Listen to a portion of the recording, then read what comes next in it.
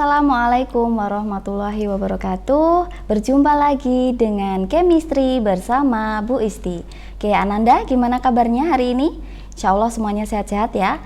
Mari kita belajar kimia kembali ya dengan materi baru.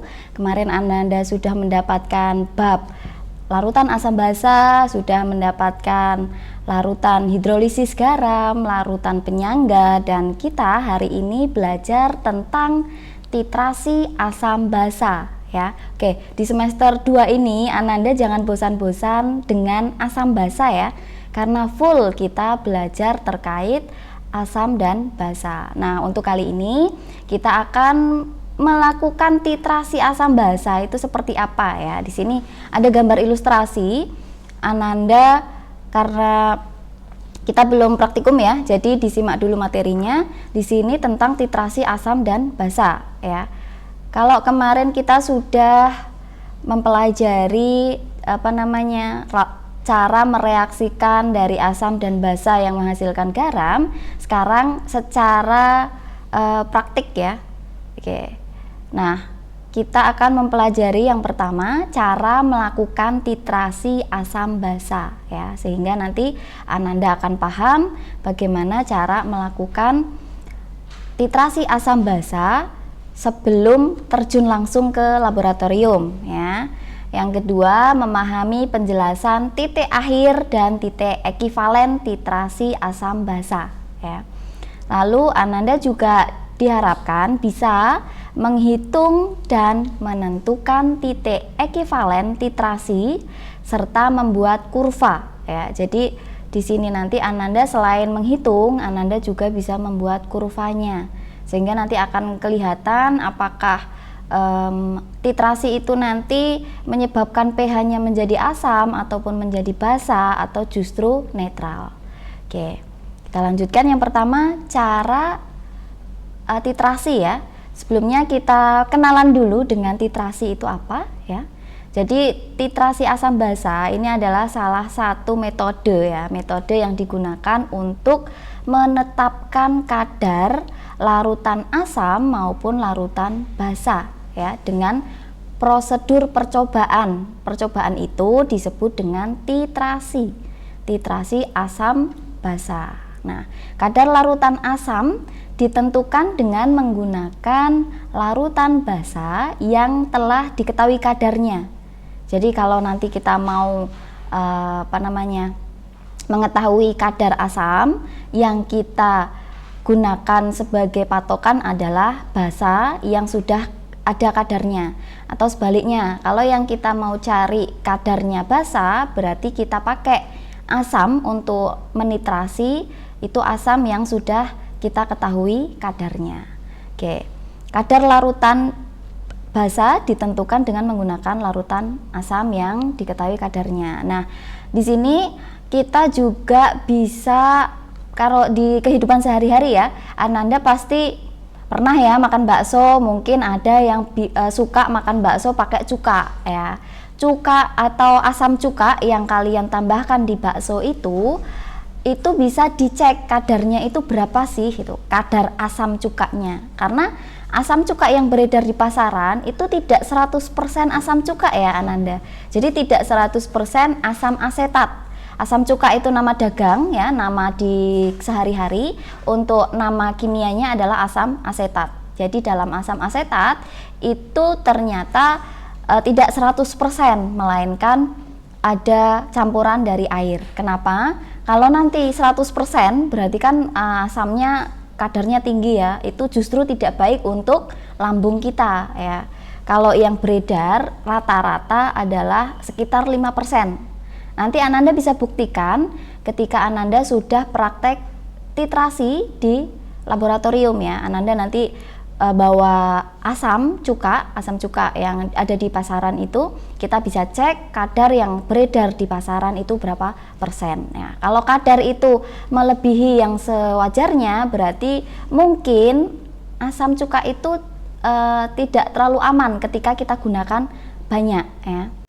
Nah, di sini Ananda bisa melihat alat-alat yang digunakan untuk titrasi. Ada buret. Buret itu suatu pipa kaca ya. Nanti ada skalanya di sini. buret ini nanti sebagai wadah dari larutan penitrasi. Jadi larutan yang akan untuk titrasinya ya disebut dengan titran. Ada klem itu penjepit semacam logam. Jadi buretnya nanti dijepit dengan klem dengan dipasangkan di statif ya, sehingga nanti buret itu bisa sini ya seperti gambar ini. Jadi menggantung, dan di bawah buret itu terdapat Erlenmeyer. Erlenmeyer sebagai wadah dari larutan yang dititrasi. Jadi di dalam Erlenmeyer ada suatu larutan yang disebut titrat. Bedanya tipis ya. Titran sebagai larutan penitrasi yang diteteskan, titrat itu yang ditetesi atau yang dititrasi. Oke? Nah, itu gambarannya. Nah, dalam suatu titrasi itu ada dua istilah ya. Ada titik ekivalen, yaitu titik pada saat asam dan basa itu tepat ekivalen. Jadi tepat ekivalen. Nanti ada gambarnya, kita pelajari bersama. Dan untuk titik akhir titrasi itu titik pada saat indikator berubah warna. Nah, jadi bisa dibedakan kalau titik titrasi itu secara visual kita bisa melihat bahwa indikator yang ada di dalam Erlenmeyer, di sini nanti ada indikatornya ya. Indikator itu berubah warna.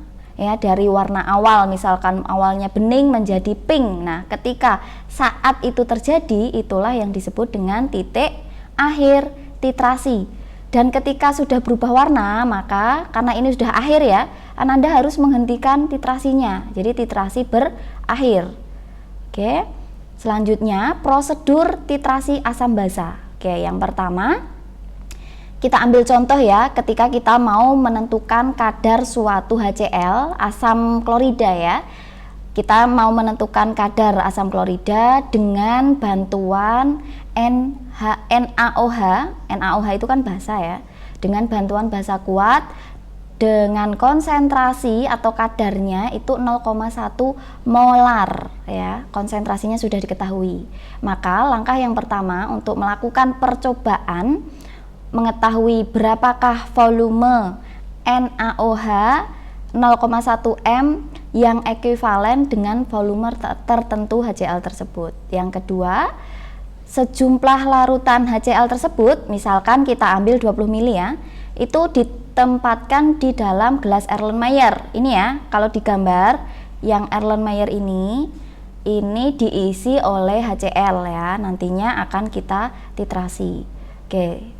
Jadi nanti kalau sudah siap larutannya, HCl ada di Erlenmeyer dan di dalam buret ini adalah NaOH, NaOH. Jadi basa ada di buretnya sebagai titran ya, tadi sebagai titran. Sedangkan untuk HCl-nya merupakan titrat. Nah, oke, ini yang agar Ananda bisa lebih memahami ya. Oke, selanjutnya langkahnya adalah meneteskan ya larutan NaOH 0,1 ke dalam buret. Kalau sudah tadi ya dimasukkan kalau sudah dari buretnya yang di atas ini ya diteteskan ke dalam Erlenmeyer sehingga keduanya ekivalen atau tepat habis bereaksi. Ini secara kuantitatif, jadi secara perhitungan itu habis bereaksi. Nanti titik ekivalen itu bisa diketahui dengan bantuan indikator asam basa. Jadi akan terlihat secara visual dengan adanya titik akhir titrasi. Di sini awalnya kan HCl itu warnanya bening ya.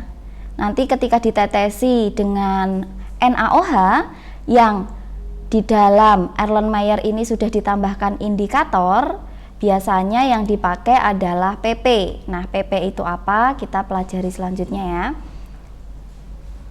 Ada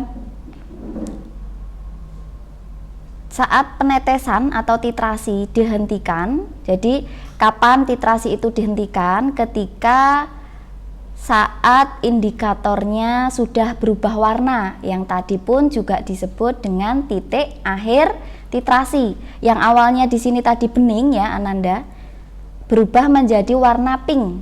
Jadi seketika warna bening berubah jadi pink dan tidak berubah lagi, jadi sudah permanen warnanya, itulah terjadi titik akhir titrasi. Ananda bedakan ya, titik akhir titrasi itu ketika warnanya berubah secara permanen ya. Saat indikator asam basa menunjukkan warna, itu disebut titik akhir titrasi. Kalau titik ekivalen itu nanti secara hitungan. Dan tadi kan sudah dikatakan dibantu oleh indikator, maka yang bisa kita amati secara visual adalah warna. Oke, selanjutnya titrasi asam kuat dengan basa kuat itu akan menghasilkan apa ini namanya ya, grafik seperti ini. Jadi grafik awal karena asam ya, asam itu kan pH-nya berawal dari 1. Dia berubah sedikit demi sedikit ketika diteteskan ya, tetes demi tetes, pH-nya akan berubah sedikit demi sedikit, lalu tiba-tiba melonjak secara tajam. Jadi akan signifikan banget ya penambahan pH-nya, dan disitulah akan disebut dengan titik ekivalen. Jadi di sini ada titik ekivalen di angka 7 ketika pH-nya itu melonjak secara tajam. Disitulah disebut dengan titik ekivalen ya. Oke, di sini mula-mula pH larutan kan naik sedikit demi sedikit, tetapi perubahannya tidak drastis ya. Yang awalnya ketika 10 mili itu masih 1, 20 mili 1, sekian pH-nya, 30 itu masih di bawah 2, 40 hampir 2, 50 sudah 2 lebih sedikit, tetapi ketika 50 ditambah sedikit tetesan ternyata langsung naik di pH 7. Jadi warnanya seketika juga akan berubah. Nah, maka titik ekivalen sudah terbentuk. pH pada saat asam dan basa tepat bereaksi yaitu di pH 7 alias netral. Nah, itu titik ekivalen ya. Titik ekivalen itu secara hitungan. Kalau titik akhir titrasi yang bisa kita amati secara visual.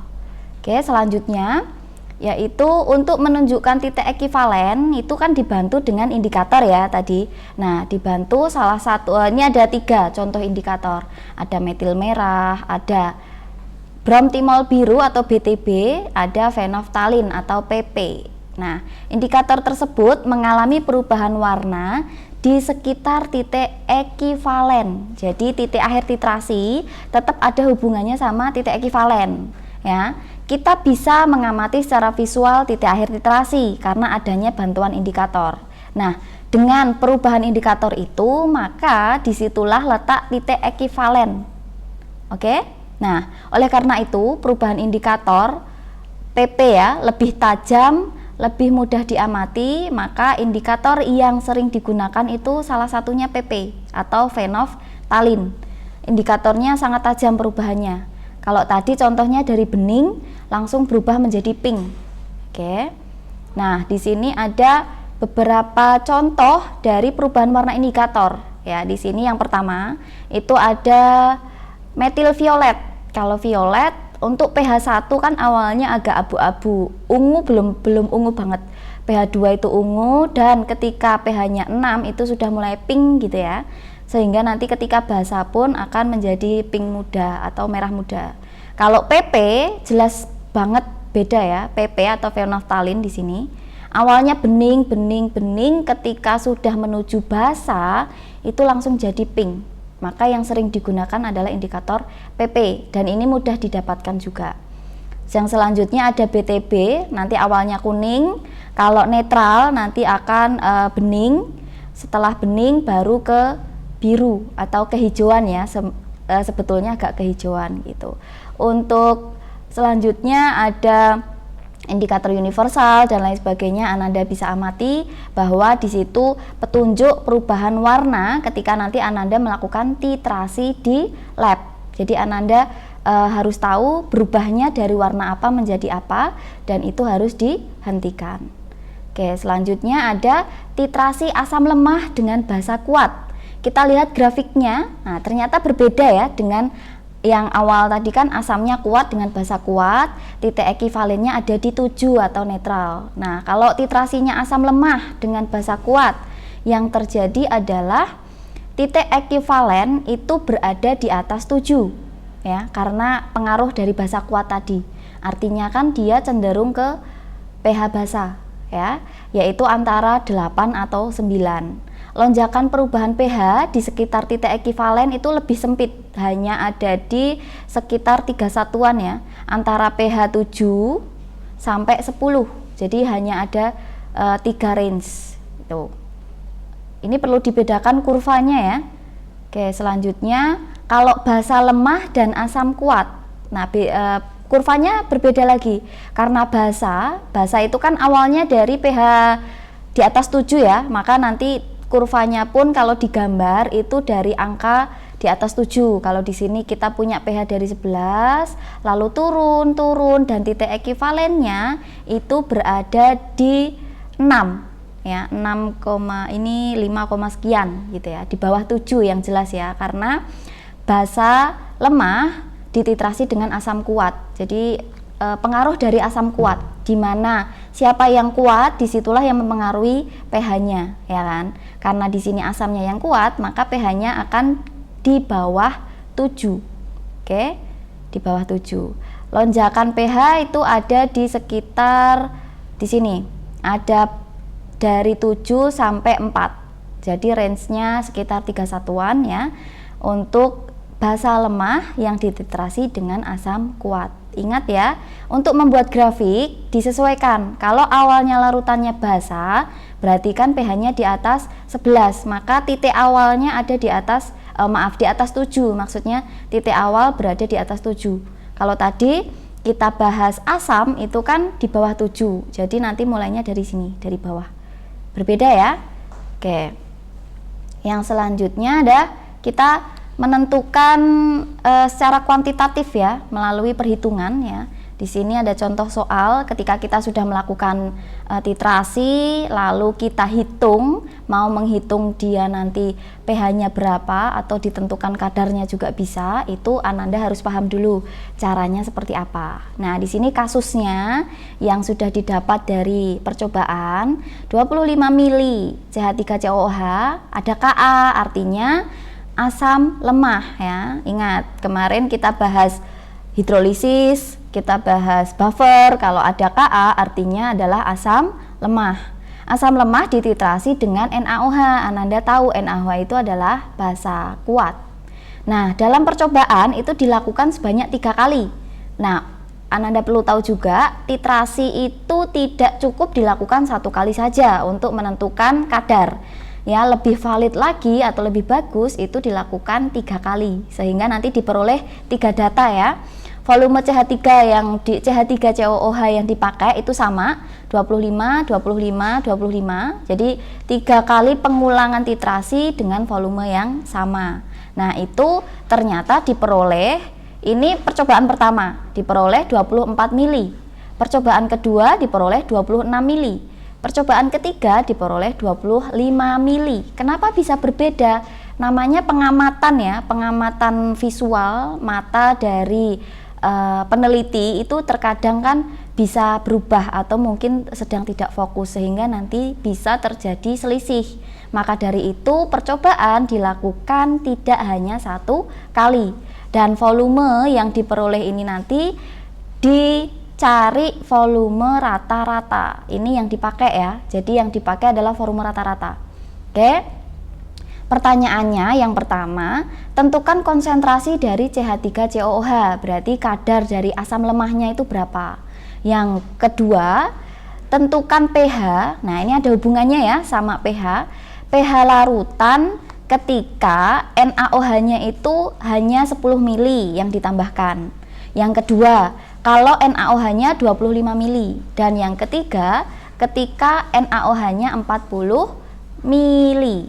Jika penambahan NaOH dilanjutkan. Jadi ada 3 keadaan, bagaimanakah pH-nya, apakah berubah ataupun tetap, kita bisa hitung ya. Oke, langkah pertama, kita hitung dulu konsentrasi dari CH3COOH. Ananda ingat kembali ya, untuk menentukan konsentrasi dari titrasi itu bisa kita hitung mol dari asam yang akan sama dengan mol dari basa. Nah, menentukan mol asam dan mol basa itu bisa menggunakan rumus M kali V, M kali V dari asam serta M kali V dari basa. Nah, di sini sebenarnya kalau titrasi ya, titrasi itu dipengaruhi oleh valensi ya, valensi asamnya dan juga valensi basa yang digunakan. Valensi adalah banyaknya ion H+ dari asam atau banyaknya ion OH- dari basa. Di sini saya simbolkan valensi asam itu A, valensi basa itu B. Karena kita gunakan CH3COOH, CH3COOH ya. CH3COOH itu H+-nya kan 1. Maka nanti valensi asamnya adalah 1. Di sini sudah dituliskan 1 ya. Volumenya yang kita pakai 25 mili. Oke. Nah, konsentrasinya berapa? Inilah yang kita cari. Oke, untuk basa valensinya 1. Kenapa 1? NaOH ya, NaOH. OH-nya kan cuma ada 1. Maka valensi basanya adalah 1. Volumenya itu di rata-rata. Ini dimasukkan semua datanya dibagi 3. Jadi kalau datanya ada 4 kali pengulangan berarti dibagi 4, 2 kali pengulangan dibagi 2 sesuai dengan banyaknya pengulangan. Oke, konsentrasi atau molaritasnya basa sudah diketahui 0,1, maka nanti setelah dihitung, oke, saya bisa jabarkan di sini ya. Cara penghitungan sebelum didapat massa CH3COOH-nya kok bisa 0,1. A-nya kan 1, di sini 25. Ini yang kita cari, maaf, M-nya dulu ya. Dibalik nggak apa-apa ya, Ananda. Jadi kalau masanya yang di depan, molaritasnya yang di depan, ini yang kita cari, volumenya 25, basanya 1, molaritasnya kita tahu 0,1, volumenya berapa? 25. Ini kan sama aja 25 M, sama dengan 0,1 kali 25. Nah, M berarti 0,1 kali 25 dibagi 25, coret aja. Jadi M dari CH3COOH-nya didapat 0,1 ya. Ananda tidak perlu capek-capek mengalihkan dulu kalau ada angka yang bisa dicoret. Matematikanya ya digunakan. Jadi jangan sepelekan pelajaran matematika. Lanjut. Sekarang kita yang ke B ya, kalau ditambahkan 10 mili dari NaOH. Kalau 10 mili NaOH itu kita reaksikan terlebih dahulu ya. Kalau kita reaksikan, Ananda yang pertama menuliskan reaksi asam basanya harus setara. Selanjutnya masukkan MRS. Ini pelajaran kelas 10. Ingat, jangan dilupakan ya. MRS, molalitasnya, molnya kita sudah tahu. Dimasukkan di sini 2,5, 1 mol dari mol yang kita sudah cari, sehingga NaOH-nya habis. Kalau 10 mili NaOH-nya habis, asamnya masih tersisa 1,5 milimol dan garam yang terbentuk 1 milimol. Oke.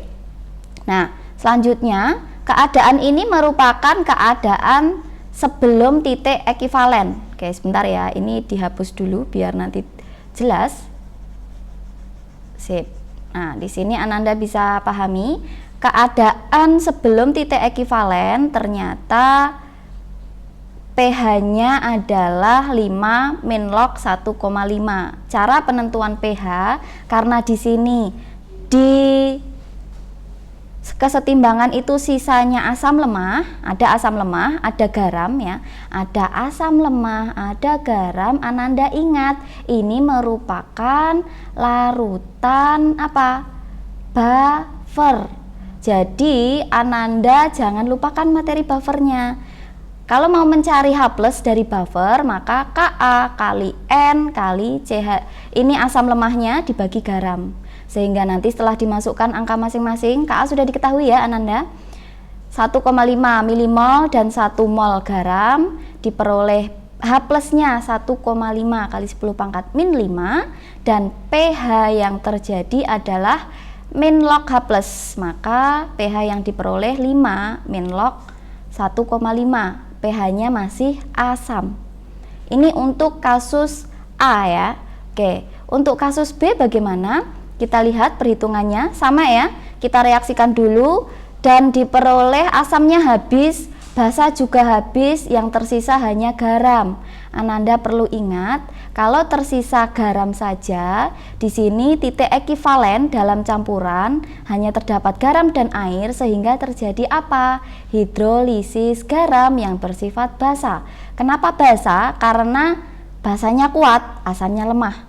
Ingat ya, ini materi hidrolisis. Jadi hidrolisis, Ananda perlu ingat kembali, kalau hidrolisis basa berarti kita akan mencari pH melalui ion OH-nya. Melalui ion OH-nya, maka nanti ingat kembali rumus hidrolisis ya. Hidrolisis materinya sudah kita bahas di pertemuan sebelumnya. OH- itu Kw per Ka kali konsentrasi garam, karena di sini yang tersisa pun hanya garam. Ya. Kalau sudah tahu garamnya, tinggal dimasukkan. Volume yang dipakai adalah, ingat kembali materi hidrolisis ya, volume total ya, volume total yaitu 50 mili. Oke, setelah itu diperoleh OH-, maka kita bisa tahu pOH. Dari pOH ini kita bisa tahu pH. pH-nya yaitu 8,5 plus log 2,23. Ini saat ditambahkan NaOH sebanyak 25 mili ya. Nah, selanjutnya yang terakhir, keadaan di mana NaOH-nya berlebih 40 mili ya, banyak banget. Ternyata di sini asamnya justru minus ya Ananda. Yang tersisa basa, karena basanya berlebih banyak, justru asamnya sangat kekurangan ya. Artinya larutan bersifat sangat basa ya, tersisa garamnya juga 2,5. Keadaan ini setelah ekivalen, jadi jauh setelah ekivalen. Dalam campuran ini tidak lagi bersifat asam lemah. Jadi untuk menghitung pH itu pakai rumus basa kuat, karena basanya berlebih ya. Maka nanti Ananda pakai OH-, basa kuatnya basa biasa ya, bukan hidrolisis, bukan buffer ya. Karena di sini pun asamnya sudah tidak ada, hanya tersisa basa aja ya, basa dan garam. Basanya pun basa kuat, bukan basa lemah. Maka nanti rumus pH dari basa kuat biasa ya, B kali M. Basanya 1, valensi basa ya maksudnya. M-nya adalah dari apa? Dari mol dibagi volume. Volume siapa? Ya volume totalnya. Kalau tadi volume asamnya 25 ditambah 40 berarti totalnya 65. Sehingga nanti diperoleh pOH. Ingat ya, dari OH- turun jadi pOH. Setelah dapat pOH baru bisa mencari pH. Maka diperoleh pH-nya 12 plus log 2,3. Ketahuan banget ya, ini adalah basa karena di atas 7. Oke? Thank you, sampai di sini materi titrasi asam basa ya udah full ya, dari awal sampai akhir. Diharapkan Ananda bisa menyimak sampai akhir ya. Dan kita ketemu lagi di materi selanjutnya. Sampai di sini dulu. Wassalamualaikum warahmatullahi wabarakatuh.